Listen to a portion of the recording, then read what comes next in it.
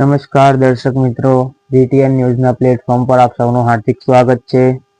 જાંબુઘોડાના ખાખરીયા ગામે ખનીજ વિભાગના દરોડામાં 9 વાહનો સીઝ, 80 લાખનો મુદ્દેમાલ જપ્ત।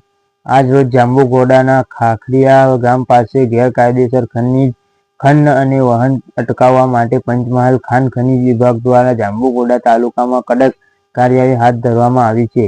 આજે જાંબુઘોડા બોડેલી નેશનલ હાઈવે પર આવેલા ખાખરીયા ગામ પાસે દરોડા પાડીને રોયલ્ટી પાસ વગર રેતીનું વહન કરતા 7 ટ્રેક્ટર અને 2 ટ્રકને સીઝ કરવામાં આવ્યા છે। આ ટ્રેક્ટરો છોટાઉદેપુર જિલ્લામાંથી પંચમહાલ જિલ્લામાં આવેલા સ્ટોકમાં વગર પાસ પરમિટથી રેતીનું વહન કરી લાવી નાખતા હોય ત્યારે ખાણ ખનીજ વિભાગ દ્વારા તમામ 7 ટ્રેક્ટરો અને 2 ટ્રકને તાત્કાલિક સીઝ કરીને અંબિકા સ્ટોક ખાતે સુરક્ષિત કરી મૂકવામાં આવ્યા છે।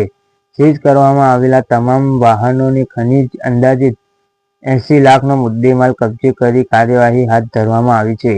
આ કાર્યવાહી ગેરકાયદેસર ખનીજ પ્રવૃત્તિઓ ચલાવતા તત્વો સામે એક ચેતવણી છે।